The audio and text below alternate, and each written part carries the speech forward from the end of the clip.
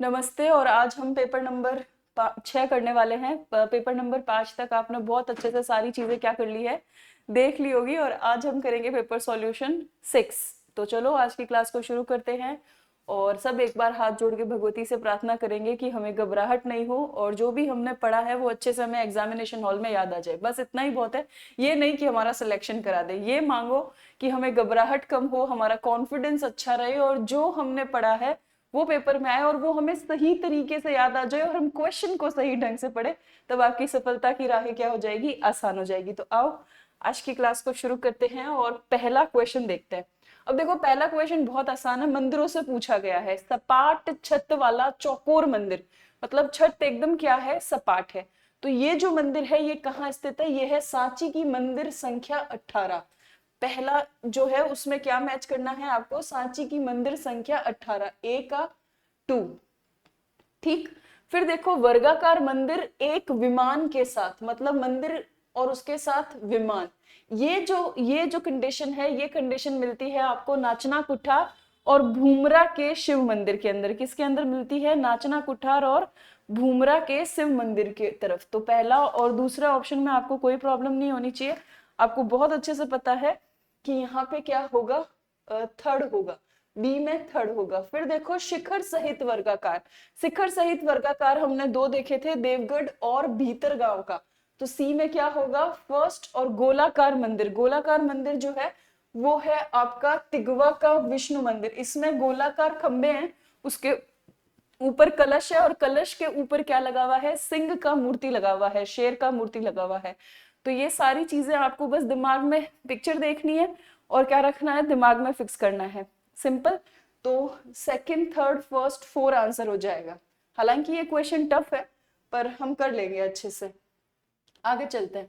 अब देखो, लोकसभा का अध्यक्ष सदन में विधेयक या संकल्प पारित होने की प्रक्रिया के दौरान क्या मतदान करता है। अब देखो, जब भी लोकसभा का अध्यक्ष का मतदान का, वोटिंग का बात आएगा, ध्यान रखना, वो हमेशा कास्टिंग वोट डालता है। कास्टिंग वोट का मतलब क्या हुआ, कास्टिंग वोट का मतलब हुआ कि वो हमेशा निर्णायक मत देता है। निर्णायक मत का मतलब अगर टाई की सिचुएशन हो जाए तो ये टाई ब्रेकर का काम करेगा। तो किसी प्रश्न पर पक्ष और विपक्ष में समान मत हो गए तो ये क्या देगा, कास्टिंग वोट देगा, निर्णायक मत देगा। अब लोकसभा अध्यक्ष हमारे सिलेबस में है और लोकसभा अध्यक्ष को लेकर हमें कुछ कुछ चीजें जो हैं वो याद रखनी है, जो बहुत इंपॉर्टेंट है। मैंने करंट की कुछ कुछ न्यूज देखी है, उससे मुझे अंदाजा है कि इसमें क्या क्या पूछ सकते हैं। क्योंकि आरपीएससी का एक सिस्टम है, जो भी न्यूज़पेपर में जिस भी चीज से रिलेटेड न्यूज आ रही होती है वो वहां से क्वेश्चन जरूर बनाते हैं। तो वो स्टेट को बिल्कुल स्टैटिक पोर्शन को न्यूज से कनेक्ट करते हैं। जैसे देखो, 27 बार अविश्वास प्रस्ताव वाला आरएस प्री में उन्होंने पूछा।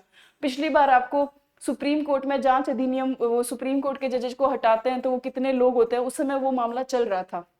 तो अब आपको क्या ध्यान रखना है, लोकसभा अध्यक्ष के बारे में। तो लोकसभा अध्यक्ष के बारे में पहला ये चीज ध्यान रखना है कि लोकसभा अध्यक्ष और उपाध्यक्ष जो है ये दोनों का आर्टिकल है 93। पहला तो आर्टिकल पता होना चाहिए। फिर ये पता होना चाहिए कि लोकसभा अध्यक्ष का चयन होता है, निर्वाचन नहीं होता। मैं पता नहीं क्यों इतनी अंदर से श्योर हूं कि इनका चयन होता है, निर्वाचन शब्द का इस्तेमाल नहीं किया गया है। इंग्लिश में भी देखना, इलेक्शन शब्द का इस्तेमाल नहीं होता है, चूज, इन्हें चूज किया जाता है। दूसरी इंपॉर्टेंट बात, इन्हें बहुमत के आधार पर चुना जाता है। ठीक है। फिर आपको क्या ध्यान रखना है, देखो बेसिकली क्या था, 1952 का जो टाइम था, 1952, उसी समय लोकसभा के अध्यक्ष के लिए थोड़ा बहुत क्या किया गया था, इलेक्शन किया गया था, 15 मई। मैं यहाँ पे जो जो चीज बोल रही हूँ उसको बहुत गौर से सुनना। यहाँ पे मुझे पूरी संभावनाएं हैं कि वो टफेस्ट क्वेश्चन बनाएंगे। तो आपको क्या ध्यान रखना है कि 15 मई 1952 के टाइम जब हमारा इलेक्शन हुआ था, तब लोकसभा के लिए अध्यक्ष चुनने के लिए पहली बार ऐसी स्थिति आ गई थी कि क्या कराना पड़ा, मतदान करवाना पड़ा। क्या करवाना पड़ा, मतदान। इसमें एक तरफ थे जीवी मावलंकर और उनके सामने कौन थे, जीवी मावलंकर के सामने, जीवी मावलंकर के सामने थे आपके शंकर शांत मोरे। इन दोनों के बीच में मतदान होना था कि भाई आप किसे चुनेंगे। तो 300 प्लस वोट, तकरीबन 394 वोट मिले थे जीवी मावलंकर को, और यही हमारे पहले क्या बन गए थे, लोकसभा अध्यक्ष बन गए थे। और शंकर शांत मौर्य जो हैं ये चीज को क्या कर गए थे, लूज कर गए थे। इन्हें सिर्फ 55 क्या मिले हैं, वोट मिले हैं। तो 1952 के बाद अभी इस इलेक्शन में, लेटेस्ट इलेक्शन में, जब ओम बिरला का इलेक्शन करना था, ओम बिरला को चूज करना था, उस समय विपक्ष ने भी कहा था कि हमारा उम्मीदवार भी खड़ा होगा। तो 1952 के बाद अभी इस लेटेस्ट इलेक्शन में लोकसभा के अध्यक्ष के लिए मतदान क्या हुआ, शुरू हुआ। और लोकसभा के लिए जो मतदान होता है, लोकसभा में लोकसभा अध्यक्ष के लिए वो हमेशा खुला मतदान होता है, ऐसे हाथ खड़ा करके बोलते हैं कि हम इसे चुनेंगे। तो ये चीज आपको ध्यान रखनी है। दूसरी इंपॉर्टेंट बात आपको क्या ध्यान रखनी है कि जब भी लोकसभा का अध्यक्ष अपना त्यागपत्र देगा तो इसकी सूचना वो उपाध्यक्ष को देता है। अगर उपाध्यक्ष नहीं है, गौर से सुनना, अगर उपाध्यक्ष नहीं है तो ये इसकी सूचना किसको जाती है, महासचिव को जाती है लोकसभा के, और लोकसभा का महासचिव इसे सभा के पटल पे रखता है।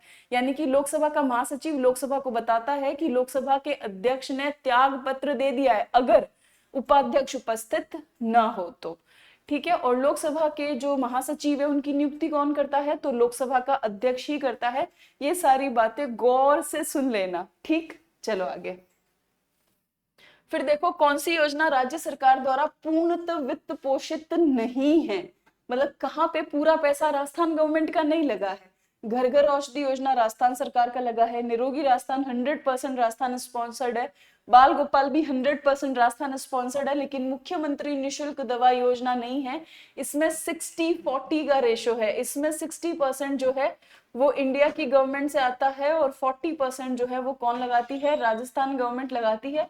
मुख्यमंत्री निशुल्क दवा योजना बेसिकली 2 अक्टूबर 2011 को लॉन्च की थी। मुख्यमंत्री थे अशोक गहलोत, और उन्होंने कहा था कि भाई फ्री दवाएं मिलनी चाहिए आउटडोर और इंडोर दोनों मरीजों को। तो याद रखना 60-40 है इसके अंदर। ठीक, फिर देखो निम्नलिखित में से किस मामले को उच्च न्यायालय में प्रत्यक्ष रूप से दाखिल नहीं किया गया, निम्नलिखित में से किस मामले को उच्च न्यायालय में प्रत्यक्ष रूप से दाखिल नहीं किया जा सकता, मतलब कौन सा ऐसा मामला है जो हाईकोर्ट में नहीं जाएगा। देखो उच्च न्यायालय, कौन सा ऐसा मामला है जो हाईकोर्ट के दरवाजे पे नहीं जाएगा, तो कौन सा ऐसा मामला है, तो देखने पे पता चल रहा है मूल अधिकारों वाला तो जाएगा, किसी व्यक्ति की संपत्ति दूसरे द्वारा बलपूर्वक अधिकृत हो ये भी जाएगा, लेकिन 2 या 2 से अधिक राज्यों के भीतर विवाद, ये केवल और केवल कहां जा सकता है, सुप्रीम कोर्ट के तहत। ये 131 के अंदर प्रारंभिक या मूल क्षेत्राधिकार है। क्या है, प्रारंभिक या फिर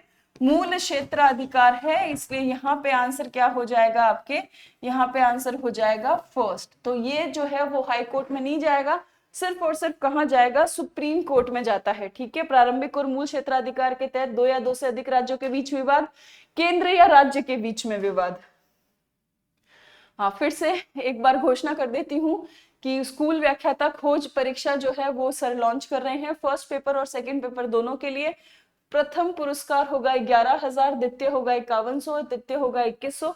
परीक्षा की जो दिनांक है वो है 1 जून 2025। तो आपसे एग्जाम से ठीक 23 दिन पहले आपको एक पूरा का पूरा अंदाजा हो जाएगा कि पूरे राजस्थान में कंपटीशन का क्या माहौल है। इससे आपको पता चल जाएगा कि इन बाकी के 22 दिनों में कौन सी पिच पर आपको बैटिंग बहुत अच्छी करनी है, सिलेबस की कौन सी पिच है, सिलेबस की वो कौन सी बॉल है जिसको आपको बहुत अच्छे से खेलना है। तो मैं फिर से कहना चाहूंगी कि जिगरा बढ़ाइए और ज्वाइन कीजिए, इससे आपको कॉन्फिडेंस मिलेगा। जयपुर, बीकानेर, सूरतगढ़, बाड़मेर, सीकर, जोधपुर और नौहर ये स्थान तय किए गए हैं, और रजिस्ट्रेशन जो है वो एनडीसी क्लासेस के प्लेटफॉर्म पे होगा। वैसे कल सर ने एक वीडियो भी बनाया है इस पे, उसको देख लेना और फिर रजिस्ट्रेशन कराना। ठीक है, चलो।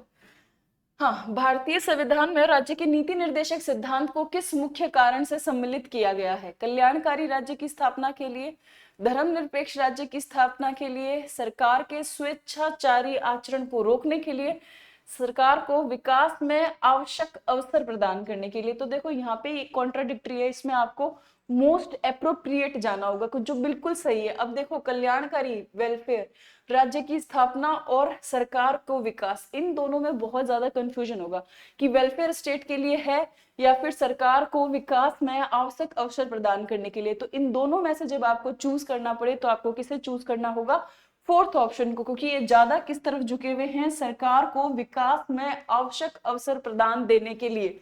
ठीक, चलो।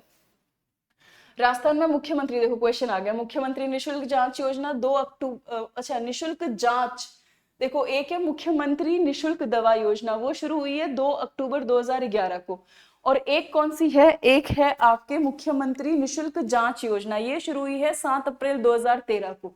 ये रहा, इसमें कुछ नहीं करना होता, आपको रजिस्ट्रेशन कराना होता है, जिस भी डॉक्टर को आपने प्राथमिक स्वास्थ्य केंद्र पर, पीएचसी सीएचसी पर दिखाया है, उसी का पर्ची लेकर जाएंगे आप, और उसी पर्ची से आपको क्या दे दिया जाएगा, निशुल्क जांच करवा दी जाएगी आपकी। ठीक है, चलो। हाँ, फिर देखो संसद के दोनों सदनों का संयुक्त अधिवेशन, अब देखो यहाँ पे है ना, यहाँ हमसे ही गड़बड़ हो गई है, यहाँ पे अधिवेशन की जगह होना चाहिए था संयुक्त बैठक। अब ध्यान रखना, संसद में संयुक्त अधिवेशन, जॉइंट मीटिंग का कोई प्रावधान नहीं है। संविधान के अंदर सिर्फ और सिर्फ संयुक्त बैठक, जिसको इंग्लिश में बोलते हैं जॉइंट सिटिंग है। और ये जॉइंट सिटिंग जो है, ये कौन सा आर्टिकल में लिखी हुई है, 108 के अंदर।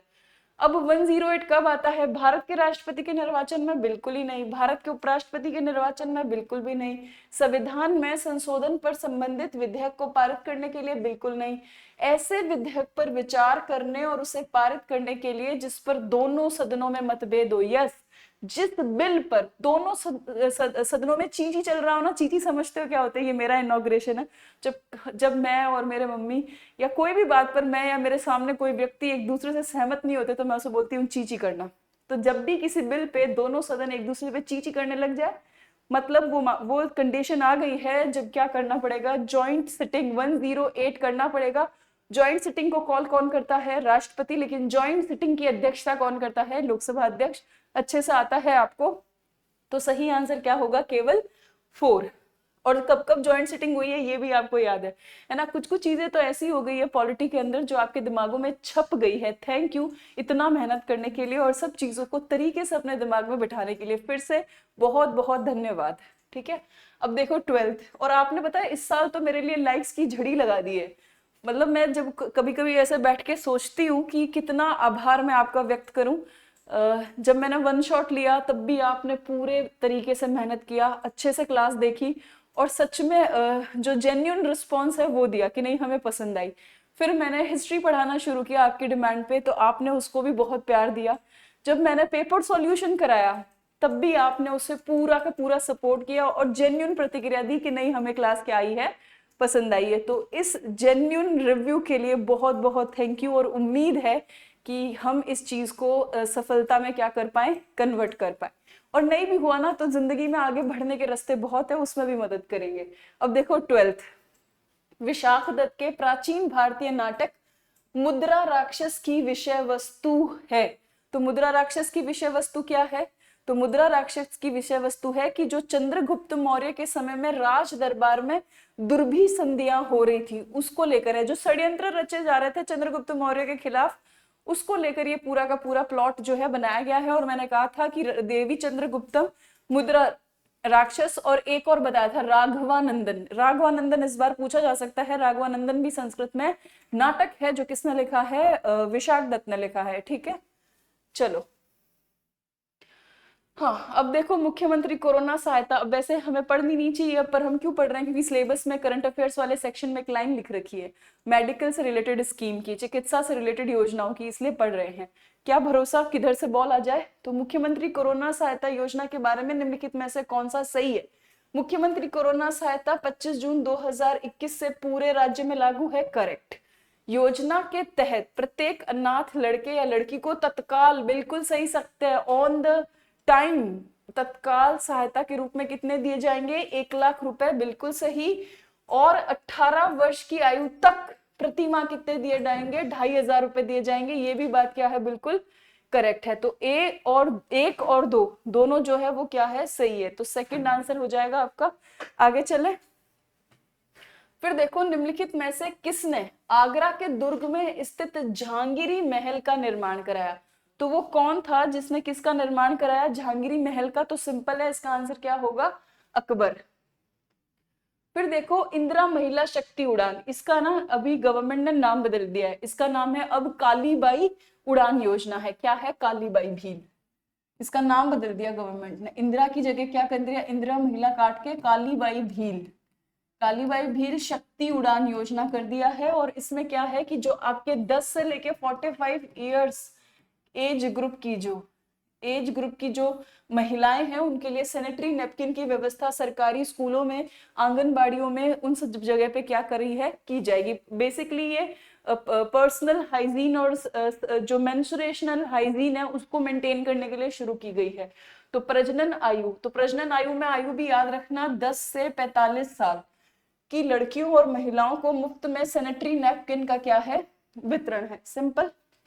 चलो फिर देखो, निम्नलिखित में से कौन सा महामारी प्रबंधन का पहला चरण माना जाता है। देखो जब भी कोई महामारी फैलती है ना, पहला काम क्या होता है कि इसके रोकथाम के लिए तैयार रहें। तो देखो रोकथाम और तैयारी हमेशा महामारी प्रबंधन का पहला चरण है। और टीचर्स के सिलेबस में ये क्यों लगता है, क्योंकि आपको पता है सरकार को सबसे ज्यादा काम किससे कराना होता है, अपने टीचर से। हाँ वो ऑफिसर रखते हैं, लेकिन सबसे ज्यादा काम कौन करता है, गवर्नमेंट में एक टीचर करता है।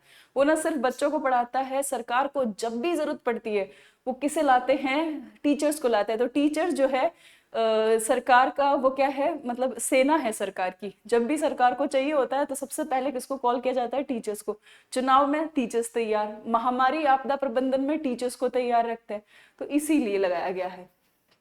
फिर देखो मुख्यमंत्री निःशुल्क दवा आ गया ना क्वेश्चन। मुख्यमंत्री निःशुल्क दवा योजना राजस्थान में लागू की गई 2 अक्टूबर 2011 से। 60-40 का रेशो है, ध्यान रखना है। 60% देगी सेंट्रल गवर्नमेंट और 40% कौन लगा रही है, स्टेट गवर्नमेंट लगा रही है। ठीक, आगे चले। चलो फिर देखो, अकबर द्वारा फतेहपुर सीकरी में निर्मित किस इमारत में बौद्ध स्थापत्य का अनुसरण किया गया था। तो बौद्ध स्थापत्य से प्रभावित पंचमहल था, हमने पढ़ाई था। और ऐसे ऊपर एक लास्ट में 4 मंजिल, फिर ऊपर लास्ट में जिसको 5वीं मंजिल भी कह दिया जाता है, एक छोटी छतरी है। ठीक है, तो वो पंचमहल है। आगे चले। फिर देखो निम्नलिखित में से किस इमारत का निर्माण औरंगजेब ने नहीं कराया। तो कौन सी इमारत औरंगजेब औरंगाबाद में स्वयं का मकबरा कराया था, रबिया उद्दरानी का मकबरा, जिसे बीबी की मकबरा बोलते हैं, जो वो फूहड़ नकल है ताजमहल की, तो ये भी बनवाया। बादशाही मस्जिद भी बनाई, मुसम्मन बुर्ज नहीं बनाई। देखो मुसम्मन बुर्ज के बारे में मैं इंटरेस्टिंग बात बताती हूँ। ये बनवाई थी सबसे पहले अकबर ने, है ना, आगरा के किले के अंदर, आगरा के किले में। ठीक है, और वो क्या करता था, यहाँ से अकबर, यहाँ से वो यमुना का सीन देखता था, यमुना के बेहतरीन नजारे वो देखता था शाम के समय। फिर क्या होता है, अकबर के गुजरने के बाद, अकबर के गुजरने के बाद, अकबर के गुजरने के बाद क्या हुआ कि इसी मुसम्मन बुर्ज का रिनोवेशन कराया गया, इसको रिनोवेट कराया गया। इसको रिनोवेट किसके द्वारा कराया गया, शाहजहां के द्वारा। और शाहजहां जो है वो यहाँ से देखता है, जब वो कैद में होता है ना, तो वो यही होता है, इसी मुसम्मन बुर्ज में होता है। और ये आज यूनेस्को की वर्ल्ड हेरिटेज लिस्ट में भी शामिल है। तो बेसिकली क्या सीन है कि अकबर इसे बनवाते हैं, ये अष्टकोणीय है और इसे अकबर बनवाते हैं। और जो अकबर है वो वहां से यमुना नदी के नजारे देखते हैं। ठीक है, लेकिन बाद में 1630-40 में, 1630-40 के अंदर शाहजहां जो है वो इसे क्या कराते हैं, रेनोवेट कराते हैं। और रेनोवेट करा के यहाँ से वो ताजमहल को देखते हैं। और जब औरंगजेब शाहजहां को कैद करता है तब शाहजहां यहीं से डेली किसको देखा करते हैं, ताजमहल को। तो मुसम्मन बुर्ज जो है वो औरंगजेब ने नहीं बनवाई है। फिर देखो, रिको ने अलवर जिले के किन औद्योगिक क्षेत्र में जापानी जोन स्थापित नहीं किए हैं। कहाँ नहीं किए हैं, तो थानागजी औद्योगिक क्षेत्र, यहाँ नहीं किए हैं। बाकी सब जगह है, नीमराणा है, गिलोट है, नीमराणा एंड गिलोट सब जगह है, पर किस जगह नहीं है, थानागजी में नहीं है। फिर देखो, यदि भारत के प्रधानमंत्री संसद के उच्च सदन के सदस्य है, सिंपल क्वेश्चन, अविश्वास नो कॉन्फिडेंस मोशन की स्थिति में अपने पक्ष में वोट नहीं कर पाएंगे। आगे चलते हैं। फिर देखो, संविधान में उल्लिखित मौलिक कर्तव्य किसके लिए है। तो संविधान में उल्लिख मौलिक कर्तव्य पूछा है भाई, मौलिक अधिकार नहीं है, आंखें खोल के पढ़ना है यार, मौलिक कर्तव्य है। तो ये सभी नागरिकों के लिए, किसके लिए है, सभी नागरिकों के लिए। फिर देखो, किस जिले में न्यूनतम भेड़ें पाई जाती हैं। तो वो कौन सा जिला है जहां पे भेड़ें न्यूनतम है, तो वो जिला है धौलपुर। ठीक, सिंपल सा क्वेश्चन। फिर देखो, हुमायूं के मकबरे के बारे में निम्नलिखित कथनों पर विचार कीजिए। हम मस्ती से पढ़े हुमायूं का मकबरा, और हुमायूं का मकबरा का निर्माण अकबर के काल में हुआ था। और अकबर के टाइम में उनको सब कुछ देखा किसने था, हाजी बेगम ने। अब ये 4 बाग शैली है, बिल्कुल करेक्ट है। लाल बलुआ पत्थर देखने से पता चलता है पूरा का पूरा लाल बलुआ पत्थर से बना है। और यूनेस्को की वर्ल्ड हेरिटेज साइट भी है। तो 1 और 2 दोनों क्या है, सही है। फिर देखो, निम्न विधेयकों में से किसका एक भारतीय संसद के दोनों सदनों द्वारा अलग अलग विशेष बहुमत से पारित होना आवश्यक है। मतलब कोई ऐसा बिल जिसको दोनों लोकसभा और राज्यसभा से दोनों से स्पेशल मेजॉरिटी से पास कराना है, और ये विधेयक हो सकता है संविधान संशोधन विधेयक। तो कौन सा होगा ये, संविधान संशोधन विधेयक। क्लियर, चलें आगे।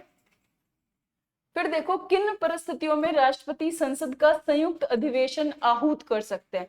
फिर से यहाँ पे संयुक्त अधिवेशन की जगह होगा संयुक्त बैठक आहूत कर सकते हैं। तो संयुक्त बैठक कब आहूत कर सकते हैं, देखो संसद में साफ लिखा हुआ है 108 में कि अगर किसी बिल पर क्या हो, असहमति हो, किसके अंदर असहमति हो, लोकसभा और राज्यसभा में।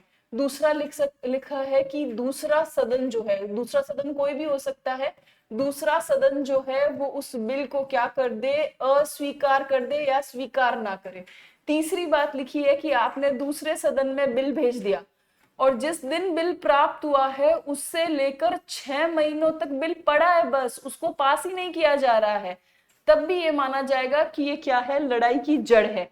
तो देखो, एक सदन द्वारा पारित विधेयक को दूसरे सदन ने रद्द कर देना। अब यहाँ पे रद्द किया हुआ या असहमति दोनों शब्द सही है, ज्यादा सही असहमति है। तो ये पहला स्टेटमेंट सही है।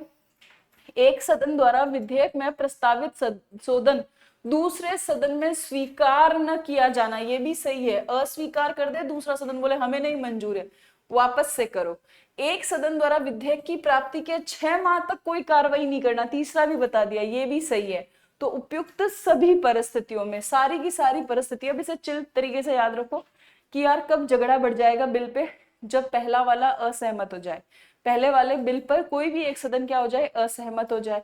अगर आपको पार्टी में जाना है और अगर आपको पार्टी में जाना है, अपने फ्रेंड की बर्थडे पार्टी में जाना है, तो मम्मी और पापा दोनों का सहमत होना जरूरी है। दोनों में से कोई एक भी असहमत हो जाए, दोनों में से कोई एक भी इस प्रपोजल को अस्वीकार कर दे और दोनों में से कोई भी एक जना 6 महीने तक इस मामले को खींच दे लेकिन कुछ आंसर नहीं दे, उस कंडीशन में क्या करना पड़ेगा, तुमको दोनों को सामने बिठाना पड़ेगा कि बोले पंगा क्या है, क्यों नहीं हाँ कर रहे हो। तो यही है जॉइंट सिटिंग। आप अपने घर से है ना जो पॉलिटी है ना उसको बहुत अच्छे से देख सकते हो। मतलब है ना, पॉलिटी का बड़ा रूप जो भारत में लागू है उसका एक छोटा सा हिस्सा जो है वो आपके घर में चलता है। तो यही है कि आपको पार्टी में जाना है, अपने फ्रेंड की बर्थडे पार्टी ने, आपने पहले से मम्मी पापा को कहा है कि देखो मुझे जाना है। अब आपके मम्मी पापा में से एक कह रहा है नहीं, असहमत है, दूसरा कह रहा है स्वीकार नहीं है, फिर दोनों 6 महीने तक उस पर कोई कार्रवाई नहीं कर रहे हैं, देन आपको गुस्सा आएगा और आप कहोगे आमने सामने बैठो आप मेरे, अब तय करो कि क्या करना है। यही है जॉइंट सिटिंग बेसिकली। ठीक, चलो फिर देखो, हबीब उल सियार। हबीब उल सियार मैंने याद कराई थी आपको, इसमें मुगलों और सफाविद वंशों के बारे में बेहद अच्छा विवरण है और ये ख्वांदा मीर ने लिखी है और ये इंपॉर्टेंट है। तो इसका सही आंसर क्या होगा, ख्वांदा मीर। ये मुगल साहित्य में से क्वेश्चन है और इंपॉर्टेंट क्वेश्चन है, ध्यान रखना। फिर देखो, बाग ए नीलोफर। यार बाग ए नीलोफर तो बहुत इजी है, अभी मेरे शेड जो है इनके आंसर दे देंगे धनाधन। बाबर। निम्नलिखित में से कौन सा कथन सही है, भारतीय संविधान में कोई विदेशी संविधान के तत्वों का समावेशन किया गया। बिल्कुल, बहुत सारे विदेशी तत्व है हमारे संविधान में, लेकिन उन सबका हमने क्या कर दिया, इंडियनाइजेशन, भारतीयकरण कर दिया। भारतीय संविधान एकल नागरिकता का प्रावधान करता है, बिल्कुल सही। भारतीय संविधान वयस्क मताधिकार की व्यवस्था करता है, ये भी बिल्कुल सही। यानी कि ऑल आर करेक्ट, सारे क्या है, बिल्कुल करेक्ट है। फिर देखो, राजस्थान के धरातलीय स्वरूपों के संबंध में निम्नलिखित में से कौन सा कथन गलत है। अरावली विश्व की प्राचीनतम वलित पर्वत श्रेणी है, बिल्कुल सही। अरावली अपना कौन सा भाई है, पुराना वाला भाई है, सदियों से चलने वाला भाई है। उत्तर पूर्वी मैदान सिंधु, ये गलत है। यहाँ पे होंगे गंगा और यमुना, किसके होंगे, गंगा और यमुना नदी के निर्मित मैदानों का भाग है। पश्चिमी बालू का मैदान टेथिस सागर के अवशेष है, बिल्कुल करेक्ट। टेथिस सी जो है वो पुरानी गर्लफ्रेंड थी, फिर वो मर गई तो फिर क्या बन गया, उसके ऊपर नया वाला पश्चिमी थार मरुस्थल बन गया है ना। रो रो के थार के मरुस्थल ने इतना नमकीन आंसू बहाया कि वो सब कुछ सुखा दिया और क्या बन गया, पूरा का पूरा थार का मरुस्थल बन गया। दक्षिण पूर्वी पठार गोंडवाना लैंड का विस्तारित भाग है, ये भी बिल्कुल करेक्ट है। जो गलत था वो हमने देख लिया। फिर देखो भारतीय मौसम विज्ञान की परिभाषा के अनुसार भयंकर सूखा कब होता है, याद रखना है। इस साल बड़ी सिचुएशन है कि भाई मॉनसून ठीक रहेगा नहीं, तो 50% से अधिक अगर वर्षा में कमी हो जाए तो इसे क्या कहता है, आईएमडी कहता है यार अब सूखे का स्थिति है, ध्यान रखना है आपको। राजस्थान वन विभाग द्वारा हाल ही में 3 नए वन्य जीव संरक्षण, यार इस बार तो पता है वन्य जीव संरक्षण रिजर्व खोलने की बाढ़ आ गई है, ये तो इससे भी लेटेस्ट बन गए हैं, पर ये वाले देख लो एक बार। तो ये है सोरसेन, खींचन जोधपुर, हमीरगढ़ भीलवाड़ा, इसके अलावा भी अभी सरकार ने नए बना दिए, मैंने कहा ना बाढ़ आ रखी है, तो वो भी ध्यान रखना। फिर देखो संविधान के किस अनुच्छेद में कानून का समान संरक्षण है, विधियों का समान संरक्षण है, और ये है हमारा आर्टिकल 14, ठीक है। फिर देखो टसर कृषि है ना, रेशम का विकास, राजस्थान में टसर कृषि दक्षिणी राजस्थान में होती है, बेसिकली कोटा, उदयपुर, बांसवाड़ा जिले के अंदर, क्योंकि उधर ही सबसे ज्यादा पेड़ पौधे हैं और अनुकूल परिस्थितियां हैं। दूसरा ट्राइब पॉपुलेशन है ना, वो इसे बहुत अच्छे से करती है, इसीलिए पूरा का पूरा जो ट्राइबल बेल्ट है वो टसर रेशम के लिए फेमस है। फिर देखो निम्न में से राजस्थान में किस श्रेणी के वनों का सर्वाधिक क्षेत्र है, तो राजस्थान के अंदर सुरक्षित श्रेणी के वन जो है वो हमेशा ज्यादा रहते हैं। आगे चलते हैं, ये इजी क्वेश्चन है, रेगुलर। गुलबदन बेगम, अब बताओ यार गुलबदन बेगम क्या लिखेगी, हुमायूं नामा, है ना, याद आ रहा है ना सब कुछ।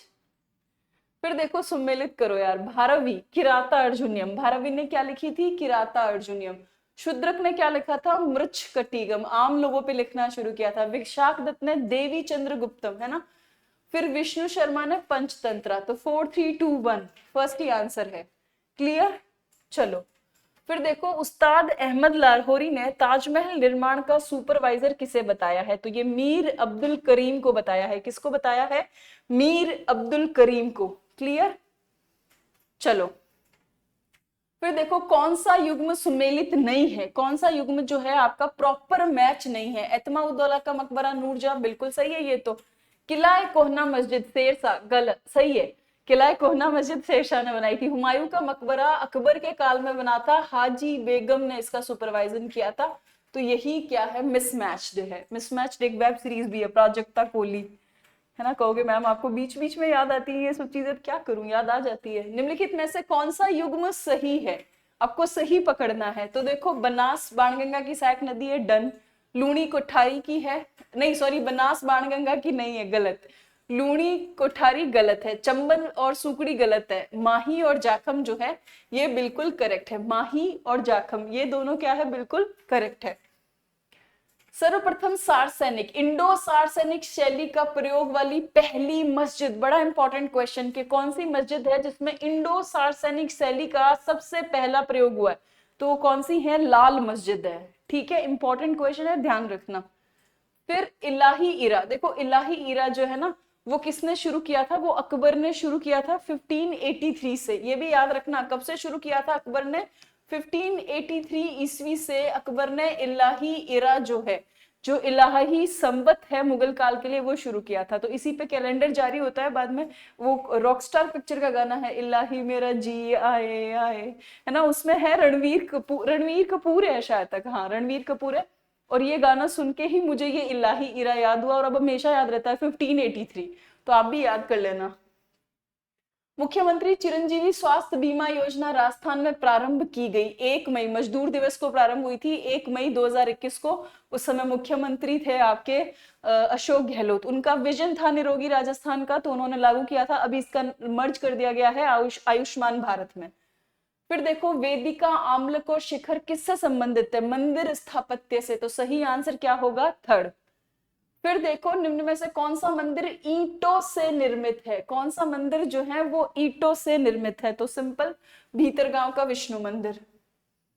फिर देखो राजस्थान का कौन सा जिला हरियाणा राज्य के हिसार जिले की सीमा को छूता है, तो देखो हनुमानगढ़ और हिसार, इन दोनों के बीच में बहुत कम डिस्टेंस है, तकरीबन 170 किलोमीटर है। आप बस या ट्रेन से ट्रेवल करोगे तो 2-3 घंटे के अंदर आप कहाँ होंगे, हिसार में होंगे। तो सही आंसर क्या होगा, फर्स्ट। फिर देखो राजस्थान के कौन से क्षेत्र में एंटी सोल पाया जाता है। देखो एंटी सोल हमेशा वहां मिलेगा जहां पे पथरीली मृदा होगी, और ये मिलता है दक्षिण पश्चिमी राजस्थान में। पूरे पश्चिमी में सिरोही में मिलेगा आपको, उदयपुर में मिलेगा, सलूम्बर में मिलेगी ये आपको। तो एंटी सोल जो है वो पश्चिमी हिस्से में मिलती है। पीली भूरी मिट्टी है ये। कैसी मिट्टी है? पीली भूरी मिट्टी। आपको सिरोही में देखने को मिलेगी, आपको पाली में देखने को मिलेगी। और एक मिनट,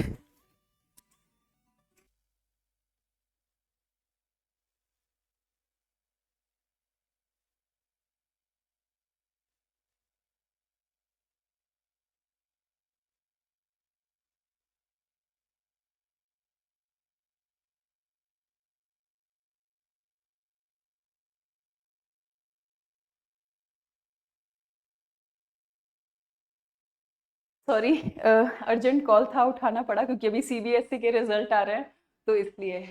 तो आगे चले।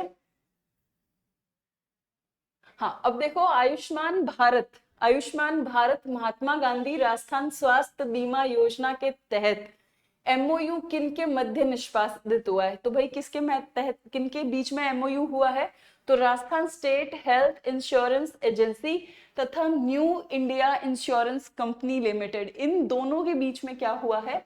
समझौता हुआ है। Rajasthan state health insurance agency तथा New India insurance company limited, इन दोनों के बीच में क्या हुआ है? समझौता हुआ है। ठीक, चलो। देवगढ़ का दशावतार मंदिर, नचना कुठार का महादेव मंदिर और बौद्ध गया के महाबोधि मंदिर की सामान्य विशेषता निम्नलिखित में से क्या है? तो देखो सारे मंदिर दिए हैं और पूछा है कि इनकी सामान्य विशेषता बताओ। तो सामान्य विशेषता जब भी पूछे ना, तीनों के कॉमन पॉइंट उठाने होते हैं, और तीनों के कॉमन पॉइंट में ये है कि सभी के गर्भगृह का ऊंचा शिखर है। ये तीनों में क्या है? कॉमन है। तो यही क्या होगा? आंसर होगा। फिर देखो महिलाओं को ब्रेस्ट एवं सर्वाइकल कैंसर के प्रति जागरूक करने व उपचार करने के उद्देश्य से कौन सा अभियान चलाया जा रहा है? तो देखो अभी बहुत ज्यादा चर्चा में है ब्रेस्ट कैंसर और सर्वाइकल कैंसर। डब्ल्यूएचओ ने इसके लिए एचपीवी वैक्सीन भी लॉन्च की है, और भारत सरकार और राज्य सरकारों को ये निर्देश दिए गए हैं कि ये वैक्सीन जो है, जो रिप्रोडक्टिव एज की महिलाएं हैं उनको सर्वाइकल कैंसर के लिए लगवाई जाए। तो इसे बोलते हैं स्वस्थ नारी चेतना अभियान। ठीक, हाँ। तो चलो आज का मेरा सेक्शन पूरा हुआ, और अच्छे से पढ़ो, घबराओ मत। अभी बहुत ज्यादा घबराहट होगी आपको, लेकिन आपको घबराना बिल्कुल नहीं है। अब मिलेंगे हम अगली क्लास में, तब तक के लिए बाय। नमस्ते। और आज हम थोड़ी थोड़ी क्या देखने वाले हैं? इंग्लिश के क्वेश्चन भी मुझसे ही देखने वाले हो, तो चलो आज आपको थोड़ी थोड़ी इंग्लिश के क्वेश्चन करा देते हैं। तो देखो, I was about to admonish him. अब एडमोनिश शब्द का अर्थ आपको यहाँ पूछा गया है। The admonish word can be replaced by, कि ये जो एडमोनिश शब्द है, जो आप इन चार दिए गए ऑप्शन में से किससे रिप्लेस कर सकते हो, ये क्वेश्चन में पूछा गया है। बेसिकली ये वोकैब है। अब जो एडमोनिश शब्द है उसका मतलब आपको पता होना चाहिए, धिक्कारना या डांटना। धिक्कारना या डांटना, ये होता है एडमोनिश का मतलब। अब ये सब चीजें आपको कैसे पता चलेगी? रोज इंग्लिश का न्यूज़पेपर पढ़ो, वोकैब अच्छी हो जाएगी। I was about to admonish him, मैं जस्ट उसको डांटने वाला था। अब एडमोनिश का ठीक एक जैसे अर्थ का शब्द जो इसे रिप्लेस करता है वो होगा रिप्रेमेड। रिप्राइमेड का मतलब भी क्या होता है? डांटना होता है। तो यहाँ पे सही आंसर क्या होगा? सेकंड। मतलब ये दोनों भाई भाई है, पर्यायवाची है, सिनोनिम है। फिर देखो, choose the word similar in the meaning of fostering. Fostering का मतलब होता है पोषण करना, फॉस्टर का मतलब होता है पोषण करना। ठीक है, कि आई फॉस्टर माई चाइल्ड, मैंने अपने बच्चे का पालन पोषण किया। आई फॉस्टर द बर्ड, मैंने किसी बर्ड का, किसी कुत्ते का, किसी बिल्ली का पोषण किया। तो पोषण, फॉस्टरिंग का मतलब क्या होता है? पोषण। अब इसका बिल्कुल सिमिलर शब्द जिसका अर्थ बिल्कुल यही होगा, वो कौन सा होगा? सेफ गार्डिंग बिल्कुल नहीं। नेग्लेक्टिंग, नेग्लेक्टिंग का मतलब तो आपको उसको क्या करना है? नकार देना है। इग्नोर बिल्कुल नहीं। नर्चरिंग, नर्चरिंग का मतलब भी क्या होता है? पोषण प्रदान करना। जैसे हम कहते हैं ना, हम प्लांट को नर्चर कर रहे हैं, तो सेम नर्चरिंग और फॉस्टर सिमिलर शब्द है। ठीक, चलो फिर देखो select the synonym of the word रिजेंडुएंस। तो रिजेंडुएंस का मतलब होता है मिलन स्थल। जिस जगह पे कुछ दो लोग बैठ के, रिजेंडुएंस का मतलब मिलन स्थल, जहां पे लोग बैठ के क्या करेंगे, एक दूसरे से मिलेंगे। तो रिजेंडुएंस का सिनोनिम क्या होगा? तो रिजेंडुएंस का सिनोनिम होगा मीटिंग। मीटिंग का मतलब भी क्या होता है? मिलना। फिर देखो गिव द एंटोनिम, आपको उल्टा पूछा है, of the given word transient. अब ट्रांजिएंट का मतलब होता है क्षणिक। क्षणिक का मतलब समझते हो ना, जो कुछ समय के लिए हो। अब इसका उल्टा देखना है, तो इसका उल्टा क्या होगा? जो स्थायी हो, जो लंबे समय तक हो, जो शाश्वत हो। तो देखो इसका क्या होगा? Long lasting. लॉन्ग लास्टिंग, कभी लॉरियल का कलर, लॉरियल के कलर का ना एड देखा करो, कहते इट इज लॉन्ग लास्टिंग। तो लॉन्ग लास्टिंग मतलब लंबे समय तक ये कलर रहेगा आपके बालों में। तो लॉन्ग लास्टिंग मतलब लंबे समय तक। तो ये एंटोनिम हो गया, इसका ठीक उल्टा हो गया, विलोम शब्द हो गए बेसिकली। फिर देखो which word is an antonym. Again विलोम शब्द पूछा है फॉर जेनरस। जेनरस का मतलब होता है उदारता। अब इसका ठीक उल्टा क्या होगा? इसका ठीक उल्टा होगा स्टिंगी। स्टिंगी का मतलब कंजूस, एक पैसा नहीं खर्चे जो। तो इसका ठीक उल्टा क्या होगा? स्टिंगी। स्टिंगी का मतलब क्या होता है? कंजूस। ठीक है, आज से बोल देना, जो कंजूसी करे उसको बोल देना तुम स्टंगी आदमी हो। चलो, तो अब आपका साइंस, रीजनिंग और मैथ्स का टाइम आ गया है। और इंग्लिश मैंने अपने हिसाब से आपको जितना आता था उतना क्या कर दिया है, अच्छे से एक बार बता दिया है। अब मिलेंगे कल की क्लास में, तब तक के लिए बाय।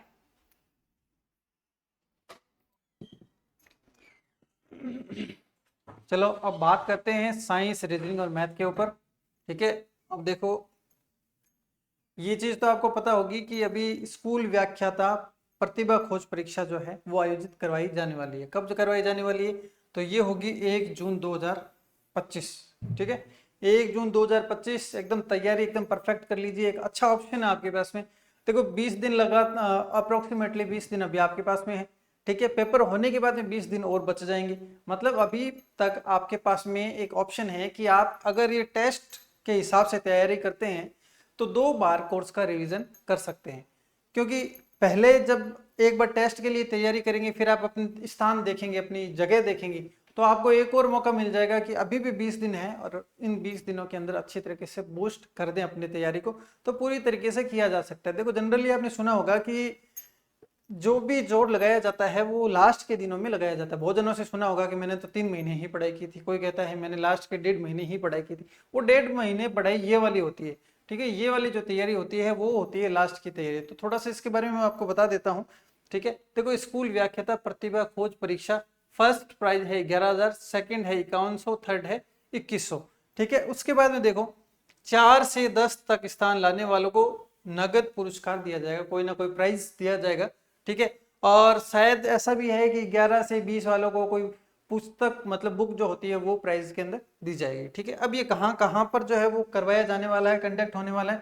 तो ये है देखो जयपुर, बीकानेर, सूरतगढ़, ये 3 तो अपने फिक्स सेंटर है ही। ठीक है, उसके अलावा बाड़मेर के अंदर, सीकर, जोधपुर और नौहर। पहले अभी सीकर का देखो ये थोड़ा सा कंफर्म नहीं है। ठीक है, सीकर के अंदर थोड़ा सा जो है अभी सोच विचार जारी है। बाकी इन सभी जगहों पर ये कंडक्ट करवाया जाएगा। तो तैयारी एकदम अच्छे तरीके से कर लीजिए। और ये प्राइज है, इनकी तैयारी आपको करनी है कि ये प्राइज आपको लेकर ही जाना है। एक कड़ा कंपटीशन होगा, बहुत अच्छे तरीके से आपको देखने को मिलेगा। बहुत ही मजेदार कंपटीशन होगा। पिछली बार भी हमने कंडक्ट करवाया था तो काफी जने उसके अंदर थे। उस समय केवल सेंटर बीकानेर के अंदर था, लेकिन इस बार जो है आपके लिए ये जगह जो है वो सेंटर जो है अवेलेबल करवाए गए हैं। इसके लिए रजिस्ट्रेशन जो है वो कैसे करने हैं? आपको ऐप के जरिए आपको रजिस्ट्रेशन करने हैं। एडमिट कार्ड वगैरह सब आपको दिए जाएंगे। ठीक है, कब है? तो 1 तारीख को है, 1 जून 2025 को कंडक्ट करवाया जाने वाला। ठीक है, अब आते हैं अपने क्वेश्चन के ऊपर। ठीक है, तो साइंस का पहला क्वेश्चन देखो, निम्नलिखित में से कौन सा हार्मोन पादप वृद्धि को रोकता है? ठीक है, देखो ये क्वेश्चन जो है अभी संस्कृत डिपार्टमेंट का जो लास्ट एग्जाम हुआ था शायद 2024 वाला, उसके अंदर पूछा गया था। फर्स्ट ग्रेड 2024 के अंदर पूछा गया था। वही क्वेश्चन, उसी टाइप का क्वेश्चन आपको एक बार फिर से पेपर में देखने को मिला है। मतलब कितना इंपॉर्टेंट है वो आप समझ लीजिए। ठीक है, अभी देखो कौन सा हार्मोन पादप वृद्धि को रोकता है? पादप वृद्धि को रोकने का मतलब मैंने आपको एक चीज बताई थी कि इसके अंदर एक पॉजिटिव फैक्टर होता है, एक नेगेटिव फैक्टर होता है। जब भी कोई नेगेटिव काम होता है तो अपने को हमेशा एब्सिसिक अम्ल करना होता है। कल को कहते लंबाई में संदमन करना मतलब कमी आना, नेगेटिव है एब्सिसिक। पत्तों का गिरना एब्सिसिक। तने का मोटा होना पॉजिटिव काम है, तने का मोटा होना तो जिब्रेलिन, ठीक है। लंबाई का बढ़ना ऑक्सिन। तो ये अपने को याद रखना है। ये मैंने आपको जो क्लास हुई थी अपने सब्जेक्टिव और ऑब्जेक्टिव दोनों के अंदर बताया था कि इसके अंदर देखो एक जिब्रेलिन होता है मोटाई के लिए, पौधे की पार्श्व जो भाग होता है उसकी वृद्धि के लिए जिब्रेलिन जो एसिड होता है वो काम में आता है, ठीक है। उसके अलावा देखो एक होता है ऑक्सिन। ऑक्सीजन को मैंने ऑक्सीजन से याद करवाया था कि किसी के शरीर में अच्छी ऑक्सीजन अगर पहुंचती है तो वो अच्छी वृद्धि करता है, हाइट में अच्छी वृद्धि होती है। तो लंबाई में वृद्धि के लिए कौन जिम्मेदार है, तो ऑक्सीजन। और कोई भी नेगेटिव काम के लिए कौन जिम्मेदार है, तो एब्सिसिक एसिड जो है वो जिम्मेदार है,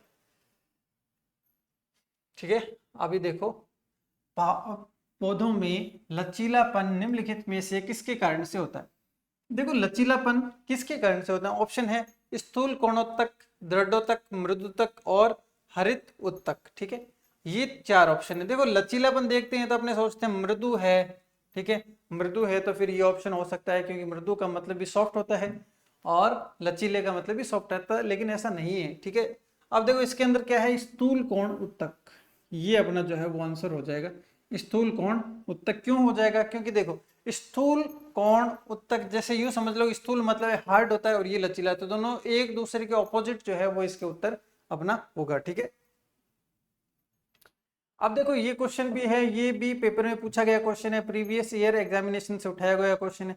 तो इससे आप देख सकते हैं ऑथेंटिसिटी क्वेश्चनों की कितनी ज्यादा है, ठीक है। अब देखो वृक्कीय नली लार ग्रंथि की नली के अस्तर का निर्माण कौन सा उत्तक करता है, ठीक है।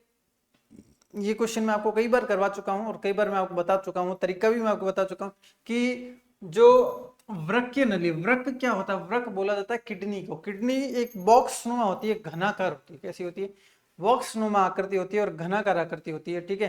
तो घनाकार एपिथेलियम इसका उत्तर हो जाएगा। क्या हो जाएगा, घनाकार एपिथेलियम इसका उत्तर जो है वो अपना हो जाएगा, ठीक है। उसके बाद में देखो निम्नलिखित में से कौन सा हार्मोन अग्नाशय द्वारा स्रावित नहीं किया जाता।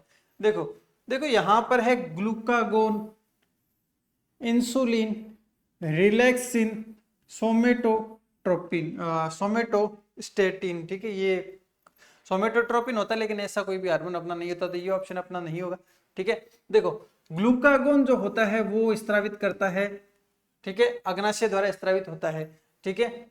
मैंने आपको बताया था कि ग्लूकागोन अल्फा कोशिका, लैंगरहैंस की अल्फा कोशिका से ग्लूकागोन जो है वो स्रावित होता है। और ये बताया था इंसुलिन, इंसुलिन आई से होता है, मैंने कहा आई बी, ठीक है। इंसुलिन जो होता है अग्नाशय की लैंगरहैंस की बीटा कोशिकाओं से स्रावित होता है। लेकिन ये है रिलैक्सिन, रिलैक्सिन हार्मोन क्या करता है, जब बच्चे की डिलीवरी होती है तो जो उसका मार्ग होता है उसको चौड़ा करने का काम करता है, मतलब कि जो मांसपेशियां हैं उनको रिलैक्स कर देता है, मतलब ठीक है, उनको रिलैक्स कर देता है। तो रिलैक्सिन जो है वो अग्नाशय से स्रावित नहीं होता। और ये कैसा हार्मोन है, ये जो है वो मतलब कि बच्चे को पैदा होने के समय जो ग्रीवा होती है उसका मार्ग चौड़ा करने का कार्य करता है, ठीक है। तो ये हो जाएगा अपना जो कि अग्नाशय द्वारा स्रावित नहीं होता, ठीक है। रक्त की प्लाज्मा में पाया जाता है। देखो रक्त की प्लाज्मा मतलब क्या हो, जैसे अपना ब्लड होता है, ब्लड के अंदर कुछ रुधिर कणिकाएं होती है और बाकी लिक्विड होता है। तो ये किसका पूछ रहा है, प्लाज्मा मतलब लिक्विड का पूछ रहा है। लिक्विड में क्या क्या होता है, देखो कई बार ब्लड जब गिरता है तो उसको आपने टेस्ट जरूर किया होगा, ठीक है। तो वो कैसा होता है, उसके अंदर जो खारापन होता है वो होता है नमक के कारण से, और उसके अंदर प्रोटीन की मात्रा भी होती है और उसमें हार्मोन्स की मात्रा भी होती है। तो ये हो जाएंगे चारों ऑप्शन जो है ये अपने करेक्ट ऑप्शन यहाँ पर हो जाएंगे, ठीक है। 70 नंबर क्वेश्चन देखो, तंत्रिका उत्तक कहां पर पाया जाता है, ठीक है। तंत्रिका उत्तक कहां पर पाया जाता है, देखो सीधी सी बात है, तंत्रिका किससे संबंधित था, तंत्रिका हमने पढ़ा था, उसके अंदर देखो तंत्रिका तंत्र पढ़ा था तो उसके अंदर तंत्रिकाओं के बारे में पढ़ा था। तंत्रिका तंत्र जब पढ़ा था हमने मस्तिष्क के बारे में पढ़ा था, और मस्तिष्क के साथ में एक मेरुरज्जु भी जुड़ा होता है, ठीक है। तो ये तीनों जो है ये तंत्रिका उत्तक यहाँ पर तो पाए जाते हैं लेकिन यहाँ पर नहीं पाए जाते, ठीक है, कंडराओं के अंदर नहीं पाए जाते। तो थर्ड ऑप्शन जो होगा ये अपना बिल्कुल करेक्ट ऑप्शन अपना हो जाएगा, ठीक है। अब देखो यहां तक जो प्रश्न थे वो साइंस के क्वेश्चन थे, इजी टू मॉडरेट लेवल के क्वेश्चन थे, ठीक है। अब जो अपना स्टार्ट होने वाला है वो है रीजनिंग का घन से संबंधित क्वेश्चन है। पहले ही मैं आपको बता देता हूं, रीजनिंग के अंदर सबसे हार्ड टॉपिक में से जो है वो है घन। हार्ड कैसे, अगर आप विजुअलाइजेशन नहीं कर पाते हैं तो वो फिर समझना थोड़ा सा दिक्कत वाला काम हो जाता है, ठीक है। तो घन जो टॉपिक है कोशिश करना कि आप उसको विजुअलाइजेशन उसका कर सकें, ठीक है। अब देखो देखो घन के अंदर एक सिस्टम होता है कि अगर आपको, जैसे मैं कह दूं कि 5 सेंटीमीटर,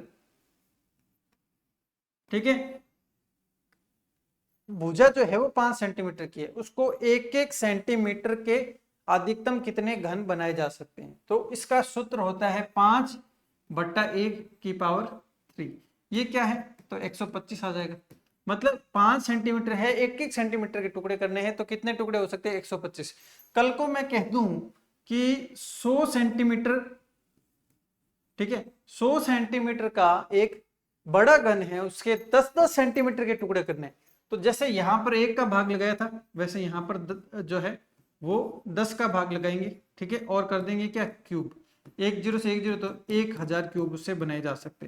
कल को कह दिया जाए 14 सेंटीमीटर का भुजा है, ठीक है, और उससे एक एक सेंटीमीटर की जो है वो अपने को घन बनाने ना, 2-2 सेंटीमीटर की, ठीक है, तो 14/2, उसके बाद में पावर 3 करनी है, ठीक है। तो ये जो 7/343 घन जो है वो इससे बनाए जा सकते हैं। ये मैं आपको बता रहा हूं कि कैसे अधिकतम घनों की संख्या निकाली जा सकती है, ठीक है। अब ये आपको समझ में आ जाएगा कि मैंने आपको ये इतना सारा जो है ये क्यों बताया है। अगर नहीं भी समझ में आया तो आप समझ में आ जाएगा।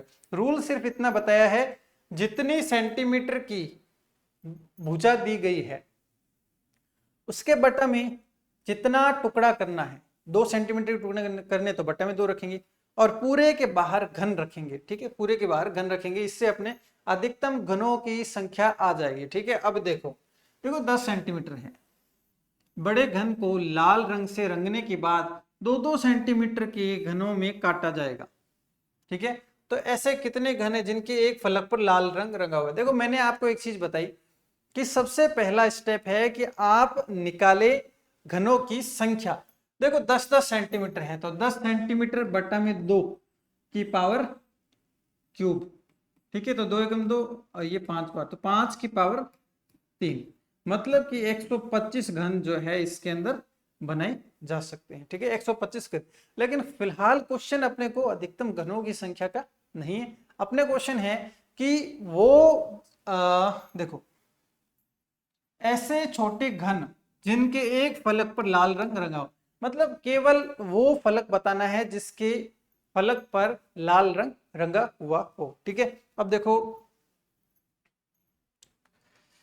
एक मैं यहां पर देख लेता हूं, अगर यहां पर कोई शेप मिल जाती है तो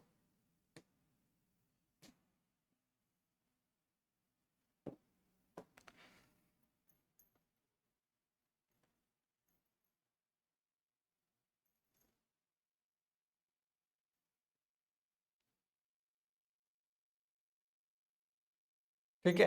अब देखो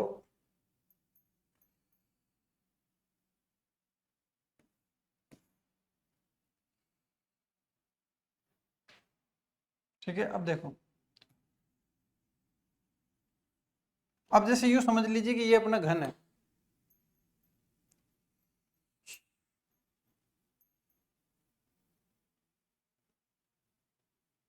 ठीक है। अब देखो ये अपने पास में एक घन है, अभी अपने को देखो इसमें क्या दिया गया है, अब देखो 5 टुकड़े होंगे, ठीक है,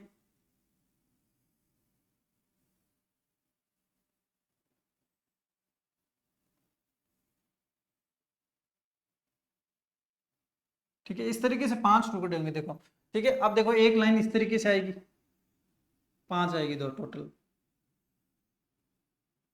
अब देखो 5 लाइन हो गई, अब इसको समझने की कोशिश करना। अपने को क्या बताना है, केवल लाल रंग वाले बताने, ठीक है।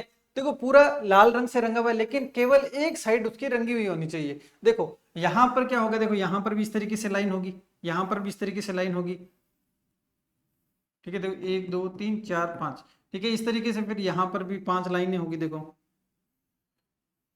ठीक है, 5 लाइन होगी। अब देखो रेड कलर एक साइड में चाहिए, देखो यहाँ पर भी लाल रंग होगा रंगा हुआ, यहाँ पर भी लाल, यहाँ पर भी लाल, ये 2 लाल रंग होंगे अपने, ठीक है। अब यहाँ पर भी और उसके उस साइड भी लाल रंग होंगे, ठीक है। ये साइड देखो, इन सब साइड में देखो, ठीक है। अब देखो यहाँ पर भी लाल, इधर भी लाल, इधर भी लाल, इधर भी लाल, लेकिन अपने को सिंगल लाल वाले चाहिए, तो मतलब ये वाली पूरी लाइन अपने नहीं हो सकती, ये वाली पूरी लाइन अपने नहीं ले सकते, ठीक है। अब उसके बाद में देखो ये वाली पूरी लाइन भी नहीं ले सकते, क्योंकि इसके उस साइड भी जो है वो रेड कलर होगा, ठीक है। तो ये वाली लाइन भी नहीं ले सकते, ठीक है। ये वाली लाइन भी नहीं ले सकते, ये वाली भी नहीं ले सकते। तो ओनली रेड कलर कहां पर होगा, केवल लाल एक साइड, केवल एक ही साइड रंगी हुई होनी चाहिए, वो होगी 1 2 3 4 5 6 7 8 9, ठीक है। ये 9 फलक एक साइड में, ये 9 होंगे जहां पर लाल कलर, केवल लाल कलर किया होगा। ऐसे कितने फलक है, ऐसे टोटल मिलाकर 6 फलक है। तो देखो एक साइड में 9 है, 6 साइड में 9 छिंगे 54, ठीक है। अब ये विजुअलाइजेशन जो है आपको पेपर में जो है वो अपने दिमाग से करना पड़ेगा, वहां पर ना तो ऐसा स्मार्ट बोर्ड होगा, ना ही हम यहाँ से शेप ले पाएंगे। बस आपको दिमाग में सोचना है कि सिंगल रंग कहाँ पर होगा, जहां पर कोई भी साइड नहीं। जैसे राजस्थान के अंदर जो है ऐसे जिले हैं जहां जिसके कोई भी बाहरी जिले या राज्य की सीमा नहीं लगती, जैसे पाली वगैरह है, तो ये वो आपको वो पाली वाली जगह ढूंढनी है जिसके साइड में कोई दूसरे राज्य नहीं लगते। तो ये 9 जो यहाँ पर हो जाएंगे एक साइड, ये 9 यहाँ पर हो जाएंगे, ये 9 नीचे वाली साइड भी आ जाएगी, ये 9 इस साइड आ जाएगी, ये 9 पीछे वाली साइड भी आ जाएगा, और ये 9 ऊपर वाली साइड भी आ जाएगा। 9 छिंगे 54 यहाँ पर जो है ये करेक्ट ऑप्शन अपना हो जाएगा। अब देखो 3 सेंटीमीटर के ठोस घन से 1-1 सेंटीमीटर के छोटे छोटे घन प्राप्त करने के लिए कितनी बार काटा जाएगा। देखो ये भी थोड़ा सा विजुअलाइजेशन का खेल है, ठीक है। इसमें 6 जो है अपना सही उत्तर हो जाएगा। देखो मैं कोशिश करता हूं देखो समझाने की, बाकी देखो कितना समझ में आता है वो, ठीक है।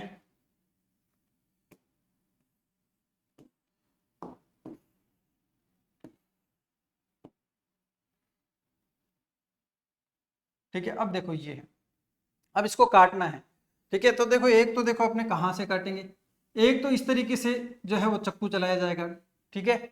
एक जो है इस तरीके से चलाया जाएगा, ठीक है। और एक जो है वो बीच में से चलाया जाएगा। तो टोटल देखो 2 2 4 और 2 6, 6 जो होंगे वो अपना इसका करेक्ट उत्तर जो है वो हो जाएगा, ठीक है। देखो इस तरीके से, ठीक है। फिर यहां पर कट लगाया जाएगा, फिर जो फलक है वो काटे जाएंगे, ठीक है। जैसे मैं बताऊं, जैसे मान लो ये मोबाइल है, ठीक है। हाँ देखो एक तो इस तरीके से काटा जाएगा, ठीक है, और उसके बाद में इस तरीके से काटा जाएगा, फिर जो है नीचे की साइड में भी काटा जाएगा। टोटल देखो 2 2 बार लगा रहे, 1 2 3 4, उसी तरीके से 2 बार और, तो टोटल मिलाकर कितना हो गया 6 हो गया। थोड़ा सा विजुअलाइजेशन का खेल है, ठीक है। तो ये आपको विजुअलाइज करना पड़ेगा, ठीक है। तो 6 जो है यहाँ पर अपना करेक्ट ऑप्शन हो जाएगा। उसके बाद में देखो, हाँ 4 सेंटीमीटर के बड़े घन को 1 सेंटीमीटर के छोटे घन में काटने वाले पर छोटे बनने वाले घनों की संख्या, ये मैंने आपको बता दिया था कि आपको सबका सबसे जो पहला काम होता है वो क्या होता है, हाँ तो जो भुजा दी गई होती है उसके बटा में जितने जितने सेंटीमीटर के टुकड़े करने हैं उसको रखा जाता है और उसका क्यूब किया जाता है। जैसे ही क्यूब करते हैं तो अपना आ जाता है 64, और ये 64 ही जो हो जाएगा ये अपना क्या हो जाएगा, फर्स्ट ऑप्शन, ये करेक्ट आंसर जो है अपना हो जाएगा। ये अपना पहला स्टेप होता है घन के क्वेश्चन को सॉल्व करते समय। क्वेश्चन सॉल्व हो या ना हो, ये प्रोसेस अपने को सबसे पहले करना होता है कि जितनी भुजा दी जाती है उसके बटा में भाग लगाना है, जितने साइज का टुकड़ा करना है, जैसे कि यहां पर कर दिया, फिर होल का क्यूब करना है। यहां पर तो कट नहीं रहा, कल को यहां पर बटा में 2 होता तो 2 दूनी 4 हो जाता, मतलब कि देखो कल को 2 2 सेंटीमीटर के टुकड़े करने होते तो 4 बटा में 2, फिर ऊपर करते हैं इसका घन, तो 2 एकम 2, 2 दूनी 4, तो 2 की पावर 3, तो फिर उत्तर 8 आ जाता। लेकिन फिलहाल अपने को 1 सेंटीमीटर के टुकड़े करने। देखो एक क्वेश्चन आया था कि यदि n एक प्राकृत संख्या है, प्राकृत संख्या आपको नॉलेज होना चाहिए, पूरे नंबर सिस्टम जो है आपने प्लेलिस्ट में जो है वो करवाया हुआ है। n प्राकृत संख्या है, मतलब प्राकृत संख्या 1 से स्टार्ट होती है, 1 2 3 4 से लेकर अनंत तक चलती है। यहां पर देखो 9, देखो 9 2 की पावर n, -4 2 की पावर n, हमेशा किससे विभाजित होगा। देखो ऐसे क्वेश्चन जब भी आते हैं ना तो देखने में हार्ड लगते हैं, लेकिन यहाँ पर अपने को n की वैल्यू डायरेक्ट रख के देखनी होती है। ये कह रहा है किससे विभाजित है, मतलब किस पहाड़े से ये जो है वो विभाजित हो जाएगा। तो n बराबर 1 रखते हैं। देखो n बराबर 1 रखा, देखो n बराबर 1 रखा, ठीक है। तो देखो 2 एकम 2, तो 9 का स्क्वायर माइनस 2 एकम 2 4 का स्क्वायर। देखो 9 का स्क्वायर 81, 4 का स्क्वायर 16, तो आ गया 65। अब देखो ये 65 किस किस के पहाड़े से जाता है, चेक करो। 5 से बिल्कुल जाता है, 13 पंजे 65, 13 से भी जाता है। तो ऑप्शन देखो 5 और 13 दोनों से कटता है, तो ये थर्ड ऑप्शन जो है ये अपना बिल्कुल सही ऑप्शन हो जाएगा, ठीक है। अब देखो 19 से नहीं कटता, नहीं तो ये ऑप्शन कर देते, लेकिन 19 से ये नहीं कटता है 65। अब देखो एक ये क्वेश्चन था, एक बड़ा घन लाल हरा नीले रंग से रंगा हुआ है, ऐसे कितने घन होंगे जिसकी एक फलक पर हरा रंग। देखो ये अपने नहीं निकाल सकते क्योंकि इसके अंदर जो है घन का साइज नहीं दिया गया, तो ये जो क्वेश्चन था ये अपना क्वेश्चन जो था वो गलत था। यहाँ पर कोई ना कोई घन का साइज दिया हुआ होना जरूरी है, इस कारण से ये जो है क्वेश्चन जो है अपना गलत है, ठीक है। उसके बाद में देखो किसी घन के 2 सेंटीमीटर के 343 टुकड़े को जोड़कर एक घन बनाया गया है, तो बनने वाले घन की भुजा की माप होगी, ठीक है। भुजा की माप अपने को जो है वो बताना यहाँ पर है। अब देखो अपना क्या होता है, अपने यहाँ पर लिखते हैं कि ये कितने सेंटीमीटर का है बटा कितने सेंटीमीटर के टुकड़े करने हैं की पावर 3 बराबर यहाँ पर जितने टुकड़े हो रहे होते हैं वो चीज अपने यहाँ पर लिखते हैं। तो देखो अपने पास में अपने को क्या बताना है कि घन की भुजा बतानी, तो भुजा बतानी है, मतलब भुजा तो यहाँ वाली, तो इस संख्या को x मान लेते हैं, बटा में टुकड़े कितने के करने, टुकड़े इसने बताया हुआ है 2 सेंटीमीटर के करने, तो बटा में 2 की पावर क्या है 3 है, ठीक है। तो यहाँ पर कितना हो जाएगा 343, ठीक है। अब देखो यहाँ पर पावर 3 है, तो क्या इस देखो x बटा 2 की पावर 3, 343 को हम लिख सकते हैं 7 की पावर 3, ये 3 से 3 कट गया, ठीक है। तो x बटा 2 बराबर 7 और x बराबर क्या होता है 14, तो ये 14 मतलब फोर्थ ऑप्शन जो है ये अपना करेक्ट ऑप्शन यहाँ पर उत्तर हो जाएगा। अब कैसे दिमाग में आएगा कि यहाँ पर घन करना है, देखो जहां पर हम घन की प्रश्नावली कर रहे हैं वहां पर मैंने आपको बताया था कि ऊपर यहाँ पर कोई ना कोई साइज दिया जाएगा, ठीक है। बटा में क्या होगा, तो बटा में कितने के टुकड़े करने का घन होगा। अब ये घन सॉल्व कैसे होगा, जब यहाँ पर भी घन आएगा तभी सॉल्व होगा, ठीक है। तो 3 से 3 कट जाएगा, इसलिए अपने को किसी घन के रूप में इसको बनाना पड़ेगा। अब यहाँ पर 343 है, तो ऐसा नहीं हो सकता है कल को 350 दे दे, नहीं, फिक्स संख्या 343 देगा, या फिर यहाँ पर 8 देगा, यहाँ पर 27, 125, 512 इस तरीके की संख्या देगा जिससे पूरा पूरा घन अपना बन जाए। तो आपको तो 1 से लेकर 10 तक के घन याद करने, उससे क्या है आपको डायरेक्ट देख के दिमाग में आ जाएगा कि ये किसका घन है। घन के अंदर अपने को घन की फॉर्म में ही उत्तर लिखना होता है, ठीक है। तो फोर्थ ऑप्शन इसका उत्तर हो जाएगा। उसके बाद देखो ये गणित का एक क्वेश्चन आया था, परिमेय संख्या। सबसे पहले पता होना चाहिए परिमेय संख्या का मतलब क्या होता है। देखो परिमेय संख्या मतलब होता है p बटा q रूप होता है, जो जैसे 1 बटा 2, 2 बटा 3, 4 बटा 7, ठीक है, 2 3, 1 2 3 4 5, ये भी देखो बटा के अंदर 1 है, तो ये भी अपनी क्या होती है परिमेय संख्या, ये भी परिमेय और ये भी परिमेय संख्या अपनी होती है, ठीक है। अब देखो आगे क्वेश्चन क्या है, देखो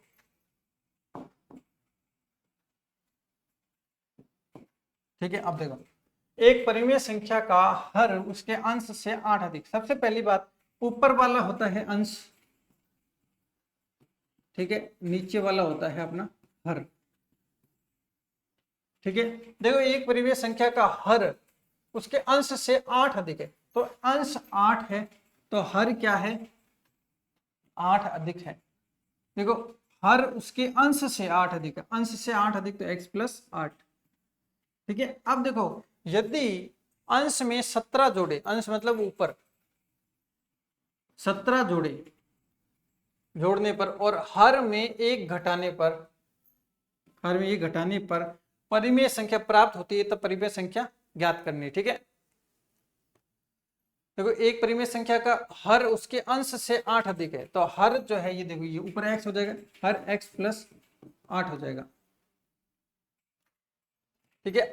यदि अंश में 17 जोड़ा जाए और हर में एक घटाने पर, यहाँ पर देखो कोई ना कोई जो है यहाँ पर एक डिजिट मिस है, ठीक है, यहाँ पर परिमेय संख्या प्राप्त हो जाती है, वो यहाँ पर एक डिजिट जो है यहाँ पर मिस है, ठीक है।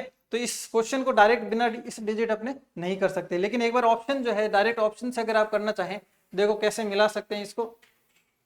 देखो सबसे पहले क्या है, दोनों में 8 का अंतर होना चाहिए, मतलब नीचे वाला जो है वो 8 अधिक होना चाहिए। देखो इसमें 8 अधिक है, ठीक है, क्या इसमें 8 अधिक है? 8 अधिक है, लेकिन इसमें अंश में अधिक है, लेकिन अपने को हर में अधिक होना चाहिए, तो ये नहीं हो सकता। इसमें देखो, इसमें जो है वो 6 अधिक है, तो ये भी अपना नहीं होगा। और इसमें जो है बट्टा में अधिक होना चाहिए, जबकि बट्टा में कम है, तो ये ऑप्शन भी नहीं हो सकता। तो फर्स्ट ऑप्शन जो है, क्वेश्चन आधा होते हुए भी अपने ऑप्शन की सहायता से इसको डायरेक्ट उत्तर इसका कर सकते हैं, ठीक है। अब चलते हैं क्वेश्चन नंबर 71, 71 नंबर क्वेश्चन। देखो ये अपने नंबर सिस्टम का क्वेश्चन है, ठीक है। तो यहाँ पर देखो क्या दिया गया, 0.242424, मतलब ऐसे क्वेश्चन के लिए मैंने आपको बताया था आगे डॉट डॉट डॉट हो, तो ऐसे क्वेश्चन में अपने को क्या करना पड़ता है, जिस संख्या का रिपीटेशन होता है उसके ऊपर बार लगाना पड़ता है। देखो 24 24 24, तो रिपीट क्या हो रहा है, 24 हो रहा है, तो 24 का बार ये लगा दिया, 24 का 0.24 का बार हमने यहाँ पर लगा दिया। अब देखो बार को सोल्व करने का एक रूल होता है, जितनी संख्या पर बार है बटा में उतने ही 9 लगाना है। तो 24 दो संख्या पर बार है तो बटा 99, ठीक है। अब देखो ये 3 के पहाड़े से कट रहा है, ठीक है, 3 के पहाड़े से कट रहा है, तो ये ऊपर आ जाएगा 8 बटा में आ जाएगा 33, तो 8 बटा 33 सेकेंड ऑप्शन जो है ये अपना बिल्कुल करेक्ट ऑप्शन है, यहाँ पर हो जाएगा, ठीक है। अब देखो ये लास्ट क्वेश्चन है, देखो इसके अंदर क्या दिया गया है, 2 मीटर 1.5 मीटर और 1 मीटर नाप के पानी के टैंक को एक 20 लीटर प्रति मिनट की गति से भरने में लगने वाला समय ज्ञात करना है। देखो जनरली क्या होता है, ऐसा माना जाता है कि 1 घन मीटर के अंदर 1000 लीटर पानी भरा जाता है। तो ये टोटल निकाल लो कितना है, देखो देखो यहाँ पर दिया गया है 2, यहाँ पर 1.5, इसको अपने जब पॉइंट हटाएंगे तो बट्टा में लग जाएगा 10, बट्टा में लग जाएगा 10, 5 ये 15, 5 दूनी 10, तो 3 बटा 2, और आगे क्या है, आगे है 1, तो ये आगे हो जाएगा 1। तो देखो 2 से 2 कट गया, तो यहाँ पर क्या हो गया, 3 घन मीटर, ठीक है। और 3 घन मीटर मतलब कैपेसिटी कितनी हो जाएगी पानी की, 3000। देखो 1 मीटर में 1000 लीटर, 3 मीटर है तो 3000 लीटर इसमें पानी आएगा। अब देखो 20 लीटर 1 मिनट में भरा जाता है, देखो 20 लीटर 1 मिनट में, देखो 20 लीटर जो है 1 मिनट में, ठीक है। और टोटल पानी कितना है, देखो ये वैसा ही है जैसे यूं समझ लो कि आपकी जेब में 3000 रुपए है, ठीक है, 20 रुपए का 1 किलो जो है अपने को चीनी मिलती है, तो टोटल कितनी मिलेगी, तो 3000 रुपए के अंदर 20 का भाग लगाएंगे तो अपने पास में पता लग जाएगा कितनी चीनी आएगी। तो वैसे ही 3000 बटा में 20, ठीक है। और देखो 10 से 10, ये कितना हो गया, ये 150। अब ये 150 क्या आए हैं, 150 आए हैं मिनट, 150 मिनट, क्योंकि देखो लीटर प्रति मिनट मतलब अपना हिसाब किताब जो है वो मिनट वाला चल रहा है, तो 150 मिनट, ठीक है। देखो 1 घंटे में 60 मिनट, 120 मिनट मतलब 2 घंटे, और यहाँ पर 150 मिनट मतलब कितने घंटे हो गए, 2.5 घंटे, मतलब कि फोर्थ ऑप्शन जो है ये अपना बिल्कुल सही ऑप्शन अपना हो जाएगा, ठीक है। अब देखो यहाँ पर मैथ रीजनिंग साइंस अपनी कंप्लीट हो चुकी है। अब सर आएंगे अजय सर और साइकोलॉजी और मैनेजमेंट के क्वेश्चन आपको करवाएंगे, ठीक है।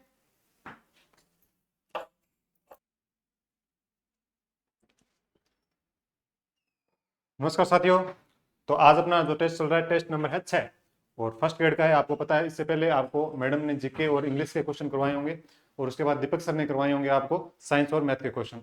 तो अब चलते हैं अपने साइकोलॉजी एंड मैनेजमेंट। आज के पेपर के अंदर आपको पता है कि हिंदी के क्वेश्चन नहीं है, आपको इंग्लिश के क्वेश्चन देखने को मिले थे, वो आपको रिचा मैम ने करवा दिए होंगे। इससे पहले हम बात करते हैं स्कूल व्याख्याता प्रतिभा खोज परीक्षा की, जो होने वाली है आपकी 1 जून को। 1 जून जिस दिन अगर आपको पता है तो संडे है, वैसे भी गर्मियों की छुट्टियां चल रही है, तो उसके अंदर आपको परेशानी नहीं होगी किसी प्रकार की।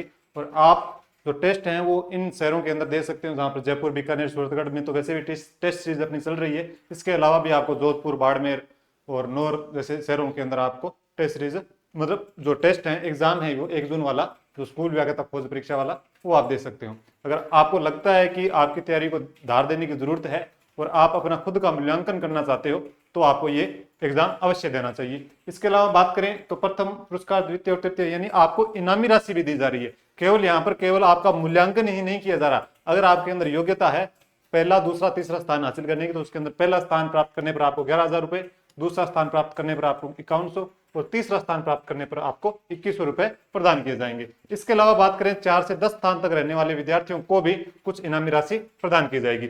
इसके लिए आपको करना क्या है, तो आपको एनडीसी क्लासेस नाम से अपना जो ऐप बना हुआ है उसके ऊपर जाना है और रजिस्ट्रेशन करना है मात्र 100 रुपए के अंदर। और रजिस्ट्रेशन अपने चल रहे हैं, ओपन है, और वहां पर अपने जो भी फॉर्मेलिटी है, मतलब जो भी आपको बनना है, अपना नाम वगैरह वो सारे आपको करने हैं और रजिस्ट्रेशन करना है। ठीक है, तो ये चीजें हो गई। और इसके बाद में अपने चलते हैं, पहला क्वेश्चन है 10 नंबर क्वेश्चन है वैसे, कि जिला शिक्षा एवं प्रशिक्षण संस्थान में निम्न में से कौन सा प्रभाग कार्य रूप में नहीं है। आपको ये पता होना चाहिए कि जिला शिक्षा एवं प्रशिक्षण संस्थान यानी यहाँ पे डाइट की बात हो रही है। किसकी बात हो रही है?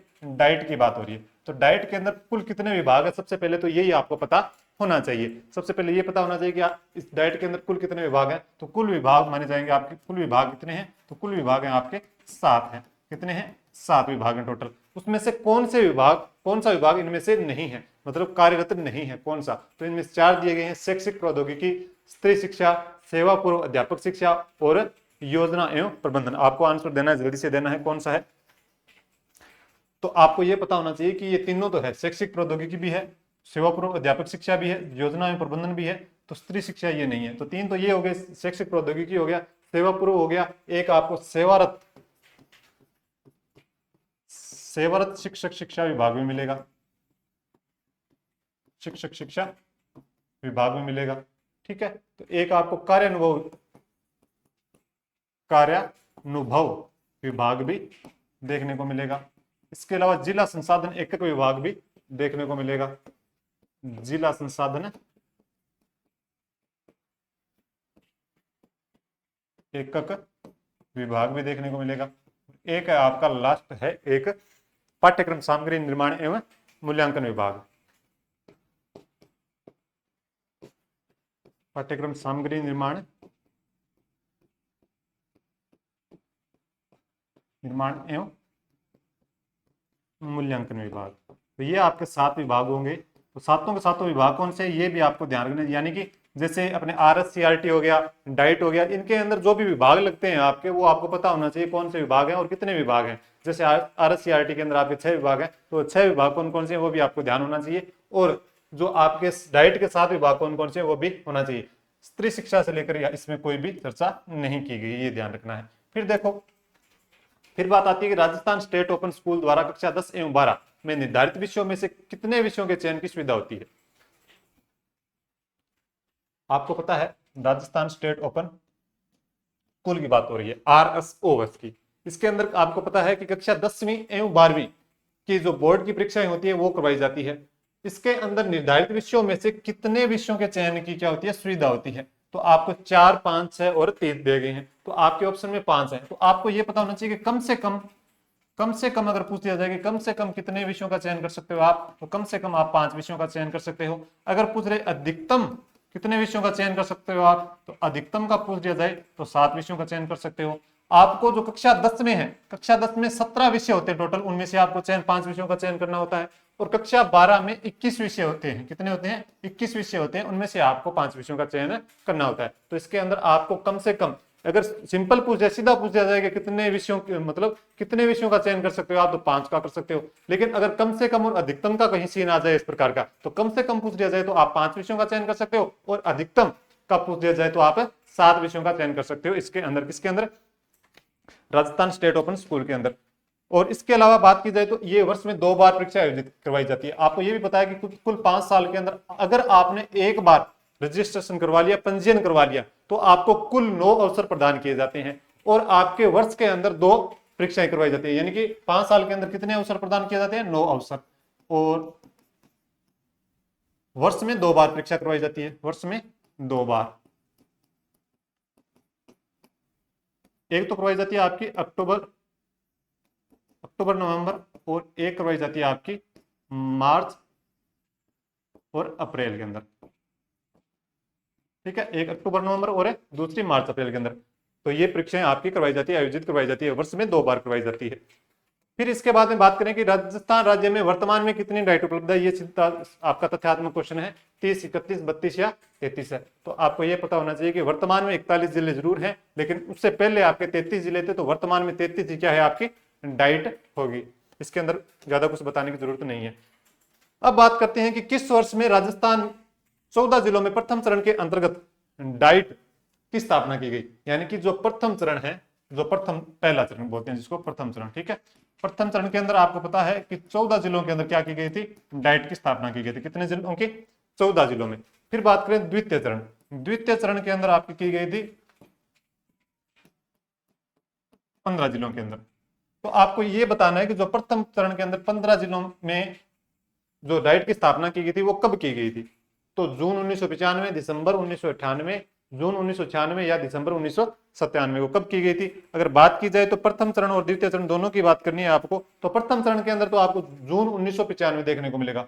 कब मिलेगा, जून 1995 को आपकी प्रथम चरण में जो 14 जिलों में डाइट की स्थापना की गई थी। अगर दूसरे चरण की बात करें तो दूसरे चरण के अंदर आपकी की गई थी 1996 के अंदर। कब की गई थी, 1996, अक्टूबर 1996 में की गई थी, अक्टूबर 1996 में की गई थी। तो ये बात थोड़ी सी ध्यान रखनी है, क्योंकि ये क्वेश्चन पूछा गया है पहले, ये क्वेश्चन पहले आया हुआ है। तो अब दूसरे चरण का भी आपको ध्यान रखना पड़ेगा। यहाँ पे दूसरा चरण कब किया गया था, तो 15 जिलों में किया गया था और अक्टूबर 1996 में की गई थी। फिर बात करते हैं अपने क्वेश्चन नंबर 29 की, 29। ये क्वेश्चन थोड़ा सा पुराना है, लेकिन ध्यान रखना है थोड़ा सा कि SIET उदयपुर द्वारा जारी SIRT होगा, SIERT। पहले SIERT आपने अपना काम करता था, वर्तमान में क्या है, वर्तमान में आपका RSCERT। तो वर्तमान में तो ये है SIERT उदयपुर द्वारा किए गए डाइट रैंकिंग 2017 के अनुसार निम्नांकित में से कौन सा डाइट प्रथम स्थान पर है। तो ये थोड़ा सा तथ्यात्मक क्वेश्चन है, 2017 के बारे में पूछा है, थोड़ा सा आउटडेटेड है, लेकिन आपको पता होना चाहिए कि इसका आंसर होगा आपका डाइट नागौर होगा, डाइट नागौर होगा, ठीक है। फिर है डाइट संस्थानों की नोडल एजेंसी है, डाइट संस्थानों की नोडल एजेंसी कौन सी है ये बताना है आपको। ये कौन सी होगी, SIERT, SCERT या फिर आपका हो जाएगा NCERT या फिर CBSE। इसके बारे में बताओ आप, डाइट संस्थानों की नोडल एजेंसी। तो आपको दो चीजें देखने को मिलेगी, यहाँ पर कंफ्यूजन इसके अंदर और इसमें कंफ्यूजन हो सकता है, लेकिन आपको यह पता होना चाहिए वर्तमान में क्या संचालित है। वर्तमान में SIERT संचालित है या वर्तमान में SCERT संचालित है। तो वर्तमान में तो क्या है, SCERT है, SCERT। इसके अंदर केवल आगे R नहीं लगा है, इस कारण से आपको कंफ्यूजन हो सकता है, लेकिन अपने सिलेबस के अंदर यहाँ पर RSCERT लिखा हुआ नहीं दिया गया है, वहां पर SCERT ही लिखा है, ये ध्यान रखना है, SCERT, ठीक है। अगर RSCERT की फुल फॉर्म की पूछ लिया जाए तो ये भी आपको ध्यान में रखनी है। Rajasthan state council, Rajasthan state council of educational research of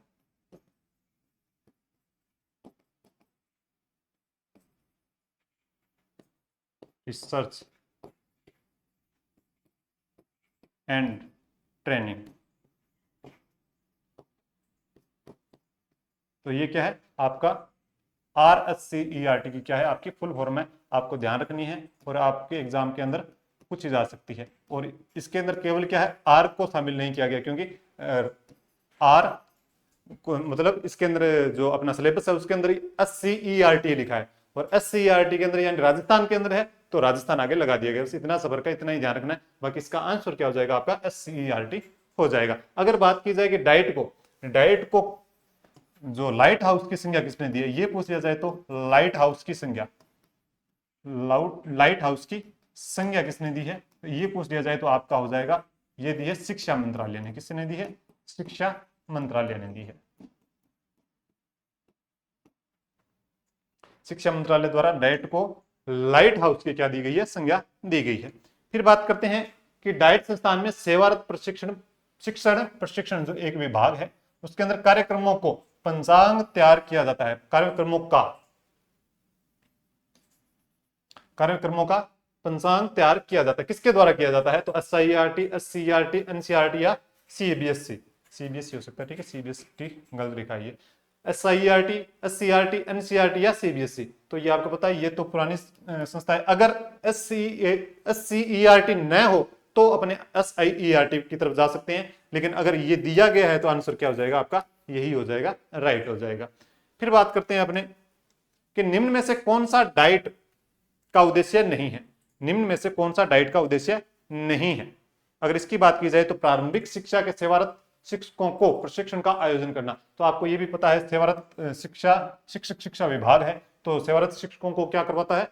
प्रशिक्षण देता है या फिर ट्रेनिंग करवाता है, ये आपको पता होना चाहिए। और सेवा पूर्व भी है और सेवारत भी है, दोनों है विभाग, तो ये भी है। इसके बाद क्रियात्मक अनुसंधान कार्यक्रम का संचालन बिल्कुल किया जाता है। फिर बात की जाए शैक्षिक प्रौद्योगिकी और कार्य अनुभव के लिए कार्यशालाओं का आयोजन, शैक्षिक प्रौद्योगिकी या शैक्षिक तकनीकी विभाग भी आपको है पता है। इसके अलावा कार्य अनुभव विभाग भी है, ये भी आपको पता है। अगर आपको उनके विभागों के बारे में भी पता होगा तो उनके कार्यों के बारे में भी अपने आप पता चल जाएगा। इसके अंदर दीक्षा राइज की कोई भी बात नहीं की गई है, दीक्षा राइज की कोई भी बात नहीं की गई है। स्कूलों में दीक्षा राइज कार्यक्रम का संचालन करना, आपको यह पता होना चाहिए कि दीक्षा राइज से संबंधित इसका कोई बात नहीं की गई है। दीक्षा की बात की जाए, दीक्षा की बात की जाए तो ये किसके द्वारा संचालित है? तो ये आपका संचालित है NCERT, ठीक है, NCERT द्वारा संचालित है। अगर बात की जाए कि दीक्षा राइज क्या है, तो दीक्षा राइज इसी दीक्षा का क्या है? राजस्थानी संस्करण है, राजस्थानी संस्करण है। दीक्षा राइज क्या है? राइज का, एक सेकंड, दीक्षा राइज क्या है? दीक्षा का राजस्थानी संस्करण, राजस्थानी संस्करण है। अगर दीक्षा राइज का संचालन किसके द्वारा किया जा रहा है, किसके द्वारा निर्मित किया गया है, अगर ये पूछ लिया जाए आपको तो राजस्थान शिक्षा विभाग, राजस्थान शिक्षा विभाग और आपका NCTE प्लस आ जाएगा आपका NCTE, तो यानी कि राष्ट्रीय शिक्षा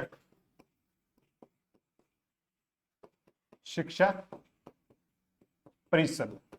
तो आपको नोट्स के अंदर भी ये चीजें आपको देखने को मिलेगी कि दीक्षा राइज किसके द्वारा निर्मित किया गया है, तो राजस्थान शिक्षा विभाग और NCTE राष्ट्रीय शिक्षक शिक्षा परिषद द्वारा ये निर्मित किया गया। क्या? दीक्षा राइज। दीक्षा क्या है? NCERT द्वारा चलाया गया है, और यही दीक्षा राइज है वो क्या है? राजस्थानी संस्करण है, किसका? दीक्षा का। और दीक्षा राइज किसके द्वारा निर्मित किया गया? तो राजस्थान शिक्षा विभाग और उसका NCTE यानी कि राष्ट्रीय शिक्षक शिक्षा परिषद द्वारा इसको निर्मित किया गया है।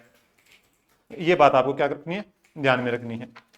फिर आता है आपका लास्ट क्वेश्चन है ये कि राजस्थान स्टेट ओपन स्कूल की स्थापना कब की गई? राजस्थान स्टेट ओपन स्कूल की, RSOS, Rajasthan state open school की स्थापना कब की गई थी? तो अगर ये पूछ लिया जाए तो ये की गई थी आपकी 21 मार्च 2005। तो मार्च ध्यान रखना है, बाकी आपको 21 और 2005 सेम मिलेंगे, लेकिन आपको मंथ याद रखना है, तो मंथ है वो आपका मार्च हो जाएगा। 21 मार्च 2005 को की गई थी। अगर बात की जाए इसका आदर्श वाक्य या ध्येय वाक्य क्या है, आदर्श वाक्य भी पूछा जा सकता है आपका। आदर्श वाक्य, आदर्श वाक्य क्या है?